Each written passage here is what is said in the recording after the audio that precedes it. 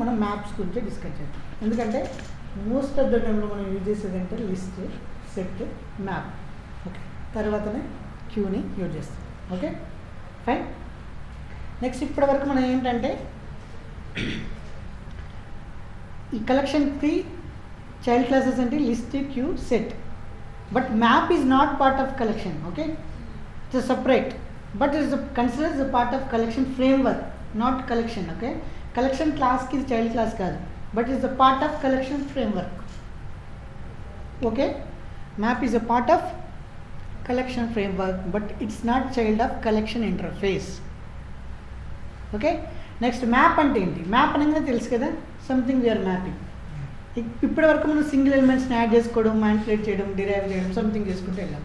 But ఇప్పుడు ఏంటంటే నాకు కీ వాల్యూ మెయింటైన్ చేయాలి. ఓకే, నాకు ఈ కీని ఇన్సర్ట్ చేయగానే వాల్యూ రావాలి, కీ వాల్యూ పేరుగా పెట్టుకోవాలి. ఓకే, సో అలాంటి స్పేస్లో if you want key value, అలాంటి స్టోరేజ్ నీకు కావాలన్నప్పుడు you go for the maps.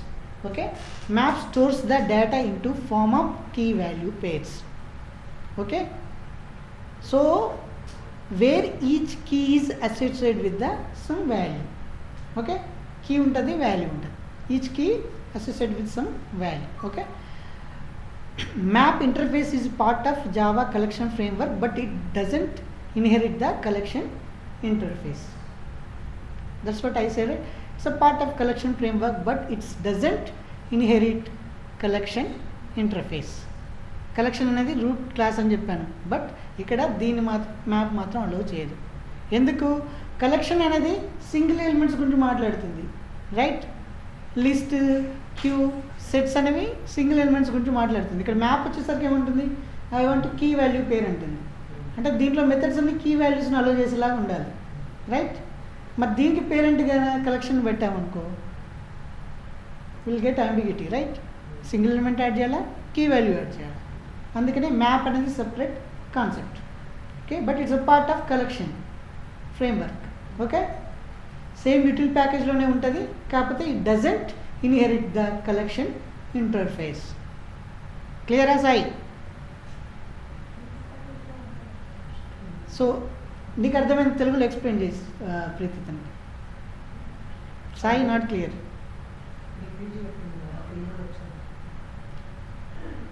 Map అనేది మనం కీ వాల్యూని లైక్ ఇప్పుడు అప్డేట్ చేస్తుంటే మనం ఐడితోనే అప్డేట్ చేస్తుంది కదా, అట్లా ఒక కీ వాల్యూ తీసుకొని మనం మ్యాప్ని యూజ్ చేస్తాం.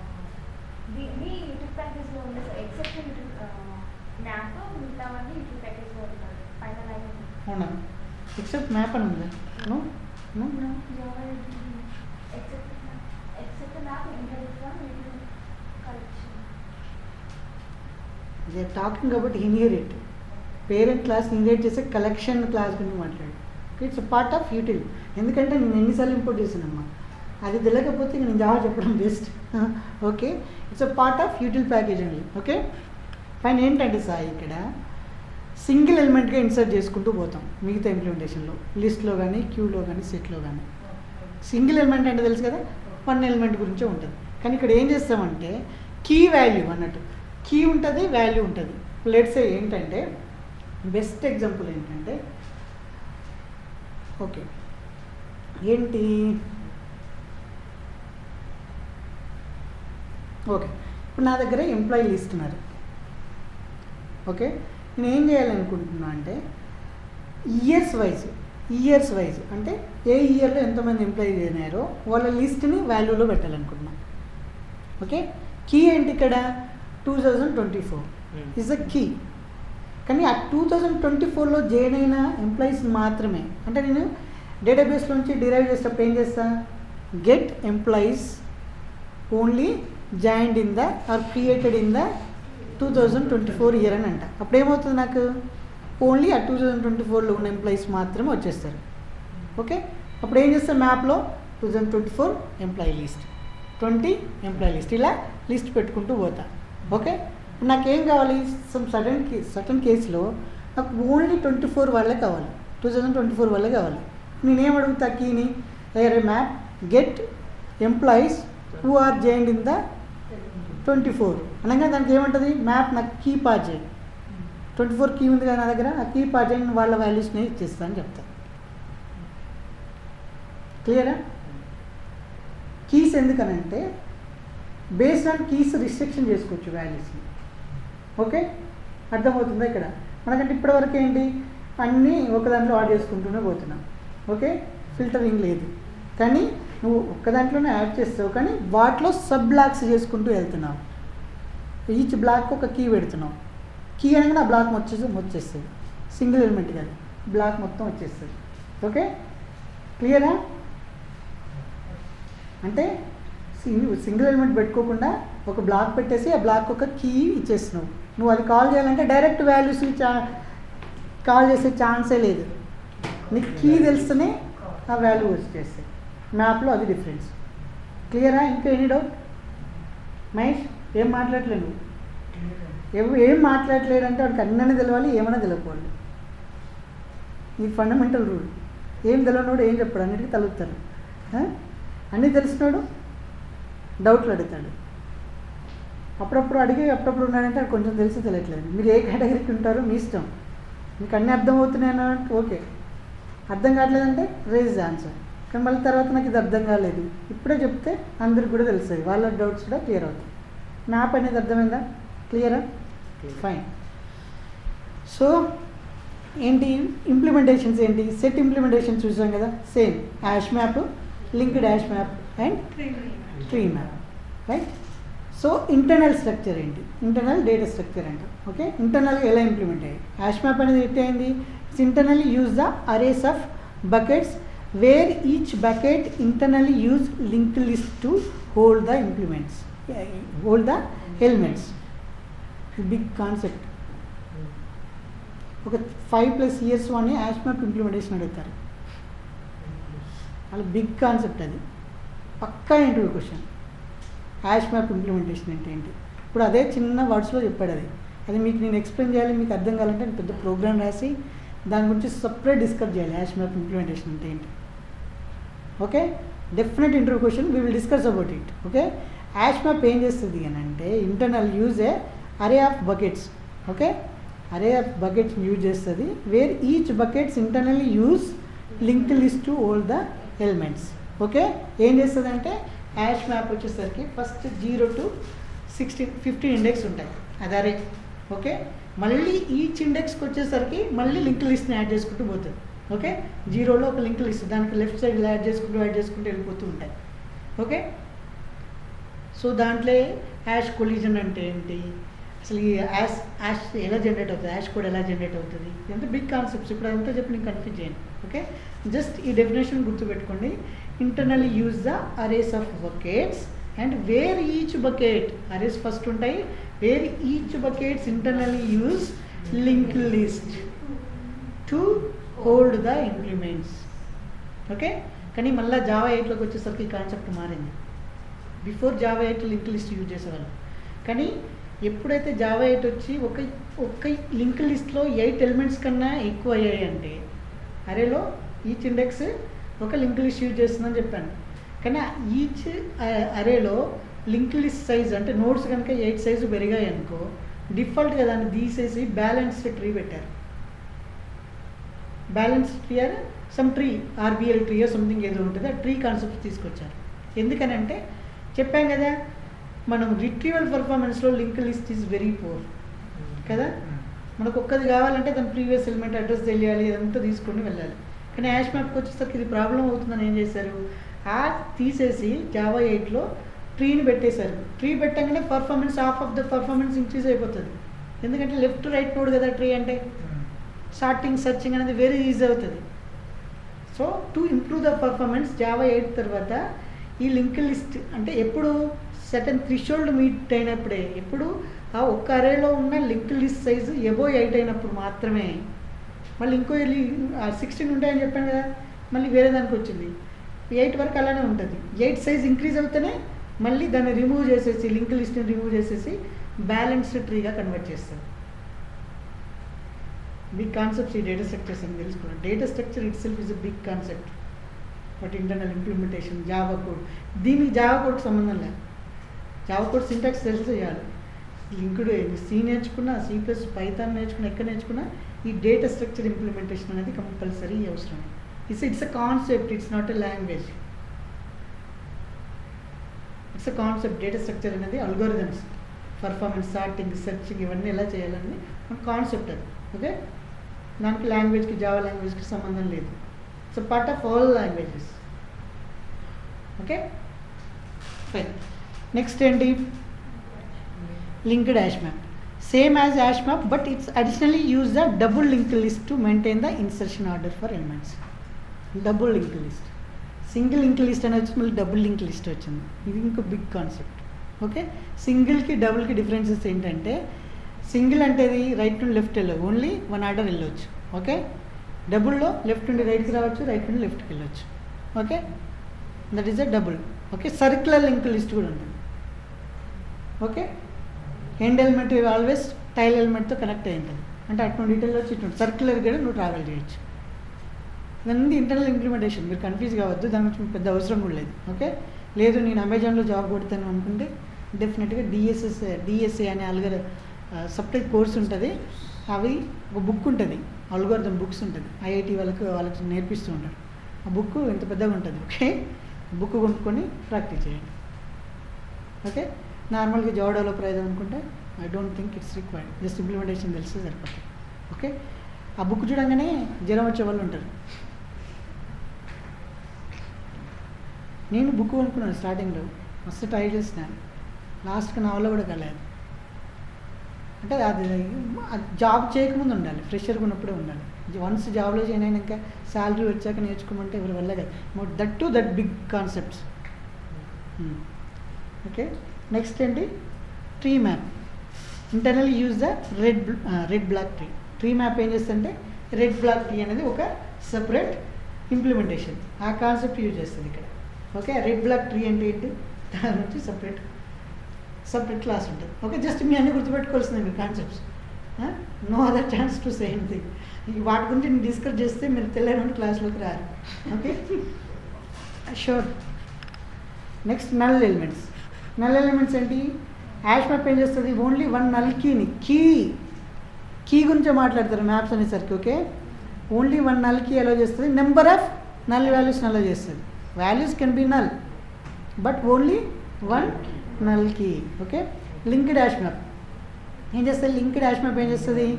Only one null key and can have multiple null values. Okay, same difference ఏం లేదు. Tree map doesn't allow even single null key. Tree set కూడా doesn't allow single null key. ఎందుకంటే tree set internal implementation చేస్తుంది, tree map implementation మనం చెప్పాం కదా. So వీటి meaning తెలిస్తే వాడికి తెలిసినట్టే. మీరు వీటిని అర్థం చేసుకుంటే you can understand what is sets అనేది. Okay, duplicate elements. Okay, hash map doesn't allow duplicate keys but can have duplicate values. Keys అనేది అంటే కీ అంటేనే అది కదా, కీ కెనాట్ బి డూప్లికేట్ కీస్ని అనుకో ఏమవుతుంది? ఓకే, ఏదైనా మ్యాప్లో మీరు డూప్లికేట్ కీతో లెట్స్ సే నేను ఫస్ట్ ఒక కీ తీసుకొని ఒక వాల్యూ ఇన్సర్ట్ చేశాను, సెకండ్ టైం సేమ్ కీతో న్యూ వాల్యూ ఇన్సర్ట్ చేస్తున్నారంటే అది ఏం చేస్తుందంటే it will replace with the new value and it will return old value. దానికి ఏమర్థమవుతుందంటే, ఓకే ఈ కీ వాల్యూకు ఓల్డ్ లిస్ట్ తీసేసి ఓల్డ్ వాల్యూ తీసేసి I want to replace with the new value అని దానికి అర్థమవుతుంది. ఓకే, సేమ్ కీతో కనుక డబుల్ ఇన్సర్షన్ చేస్తే లాస్ట్కి ఏదైతే ఇన్సర్ట్ అవుతుందో ఆ వాల్యూ మాత్రమే ఉంటుంది, ఓల్డ్ వాల్యూని రిటర్న్ చేస్తుంది ఆ method. Okay, next linked hash map doesn't allow duplicates. Right, keys అనేది డూప్లికేట్ ఉండవు but can have duplicate values. Tree map doesn't allow duplicate but can have multiple duplicate values. Fine. So order of elements as అనగానే చెప్పాను, it's not ordered. Linked అనగానే ఎప్పుడైతే linked అనగానే insertion order పక్కా. Okay, next tree map అనగా tree వచ్చేసరికి అటువంటిగా disconnect అయిపోయింది, అది కూడా ఓవర్లోడ్ అయిపోయినట్టు. So duplicate keys doesn't allow the duplicate keys but value can be duplicate. ఆర్డర్కి వచ్చేసరికి లింక్డ్ అనేది ఇన్సర్షన్ ఆర్డర్, యాసెట్ అనేది నో ఆర్డర్. ట్రీ మ్యాప్ ఏం చేస్తుంది? Elements are placed according to supplier by the comparator ఉంది కదా, ఇది కీ తోటే చేస్తుంది. Okay, order will be on keys not on the values. Values మీద చేయాలని ఉంటే you should provide the some specific implementation values తోటి చేయాలంటే ఓకే. బట్ ఇక్కడ ఆర్డర్ అనేది కీస్ మీదనే చేయబడుతుంది okay. Next synchronisation, hash map not synchronised, linked hash map not synchronized, tree also not synchronized. Performance వచ్చేసరికి హ్యాష్ మ్యాప్లో insertion order of 1, removal order of 1, retrieval order of 1. అందుకని hash map ఎక్కువ use చేస్తారు, very faster. Hash set ఎక్కువ use చేస్తారు, very faster okay. Linked order set వచ్చేసరికి insertion అనేది order of 1, removal order of 1, retrieval also order of 1 అంట okay. Check this also okay. Tree మ్యాప్కి వచ్చేసరికి ఇదేంటి ఆర్డర్ మెయింటైన్ చేస్తుంది కాబట్టి పర్ఫార్మెన్స్ వచ్చేసి order of log of n.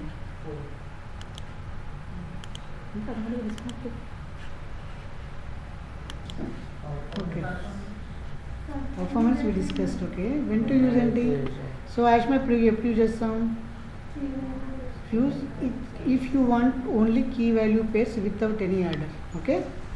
Use link hash map ఎక్కడ, so you want key value pair with the insertion order okay.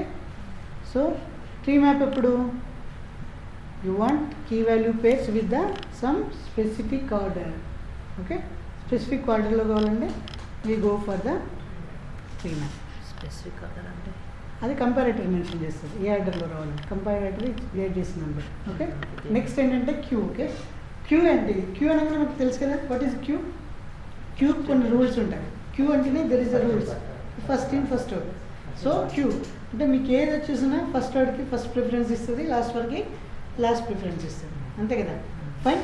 So queue is a data structure where elements are added from one end to called tail of the queue and elements are removed from another end called head of the queue okay. ఇక్కడ tail వస్తుంది, head వస్తుంది okay.